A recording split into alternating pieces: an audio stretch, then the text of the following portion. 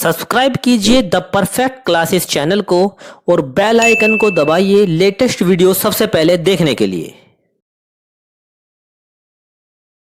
Students, आप सभी का आपके चैनल द परफेक्ट क्लासेस में स्वागत है। डीओई जीएनसीटी ऑफ दिल्ली की असेसमेंट वर्कशीट 2 डिस्कस कर रहे हैं बच्चों। क्लास 8 की वर्कशीट है, सब्जेक्ट है सोशल साइंस। 31 अगस्त 2021 की वर्कशीट है। तो स्टार्ट करते हैं। सोर्स बेस्ड क्वेश्चंस, स्रोत आधारित प्रश्न। Read the extract given below and choose the correct answer of question number 1 to 4। नीचे दिए गए स्रोत को ध्यानपूर्वक पढ़िए और दिए गई प्रश्न संख्या 1 से 4 तक के सही उत्तर वाले विकल्प को गोले को पेंसिल से कलक कीजिए। तो देखिए, Aurangzeb was the last of powerful Mughal emperor. Mughal बादशाहों में औरंगजेब आखिरी शक्तिशाली बादशाह था। ही established control over a very large part of the territory that is now known as India। तो क्या कह रहे हैं कि उन्होंने वर्तमान भारत के एक बहुत बड़े हिस्से पर नियंत्रण स्थापित कर लिया था। After his death in 1707 many Mughal governors and big जमींदार began asserting their authority and establishing regional kingdoms। उनकी जब मृत्यु हो गई 1707 में, तो उसके बाद सारे मुगल सूबेदारों और बड़े बड़े जमींदारों ने अपनी क्षेत्रीय रियासतें कायम कर ली। As powerful regional kingdoms emerge in various part of India, Delhi could no longer function as an effective centre. जैसे जैसे विभिन्न भागों में ताकतवर रियासतें सामने आने लगी, दिल्ली अधिक दिनों तक प्रभावी केंद्र के रूप में नहीं रह सकी। By the second half of the 18th century, however, a new power was emerging on the political horizon, the British। और ये बता रहे हैं कि इधर 18वीं सदी के उत्तरार्ध तक राजनीतिक क्षितिज पर अंग्रेजों के रूप में एक नई ताकत उभरने लगी थी। In 1600 the East India company acquired a charter from the ruler of England queen Elizabeth first, granting its the sole right to trade with the East. 1600 ईस्वी में ईस्ट इंडिया कंपनी ने इंग्लैंड की महारानी एलिजाबेथ प्रथम से पूर्व में व्यापार का चार्टर हासिल कर लिया था। This meant that no other trading group in England could compete with the East India company.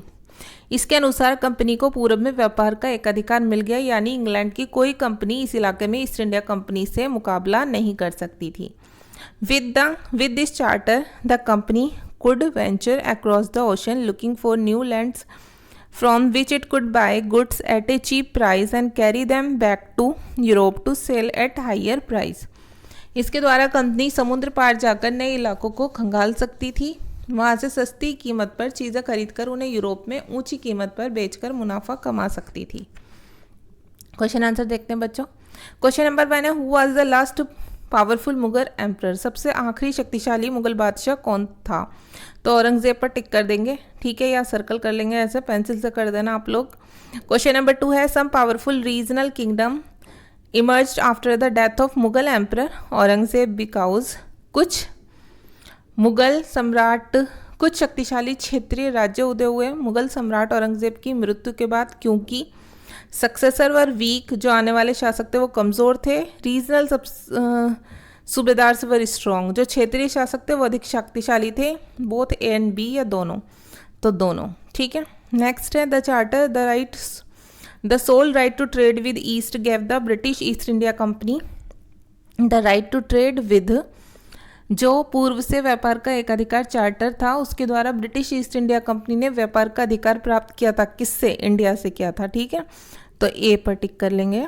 Next है, who granted the charter of sole right to trade with East to British East India company. British East India company को पूर्व से व्यापार का एक अधिकार प्राप्त हुआ। किससे हुआ था एक अधिकार प्राप्त? Queen Elizabeth first. इस पर टिक कर लेंगे।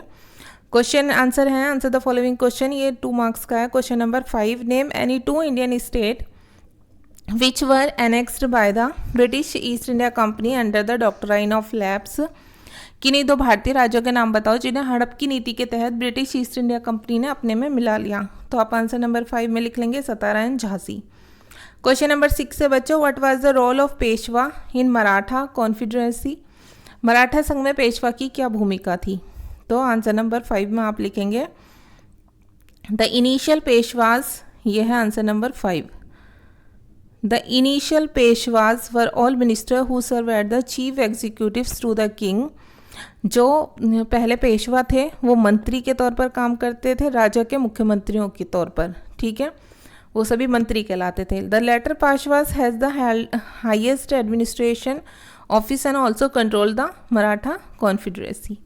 लेकिन जो बाद वाले जो पेशवा बने वो सबसे हाईएस्ट प्रशासनिक कार्यालय में सबसे ऊंची पोस्ट उन्हीं की हुआ करती थी। उन्होंने मराठा संघ पर पूरी तरह से नियंत्रण भी कर लिया था, ठीक है।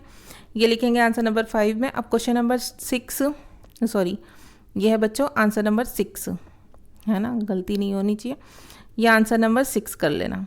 अब 7 पढ़ते हैं हम लोग। क्वेश्चन नंबर 7 है, right any 2 administration reforms carried by the British governor general Warren Hastings. अंग्रेज गवर्नर जनरल वॉरेन हेस्टिंग्स के द्वारा किए गए किन्हीं 2 प्रशासकीय सुधारों को लिखना है। तो देखिए आंसर नंबर 7 में हम ये लिख देंगे पॉइंट्स, ठीक है। फर्स्ट पॉइंट आप ये लिख सकते हैं, shifting of treasury from Murshidabad to Kolkata. उन्होंने कैलकाटा शिफ्ट किया मुर्शिदाबाद से जो खजाना था। रीऑर्गेनाइजिंग ऑफ, ये सेकंड पॉइंट हो जाएगा, reorganizing of nawab affairs by the company. जो कंपनी के साथ मामले थे नवाब के साथ वो दोबारा से पुनर्गठित किए उन्होंने।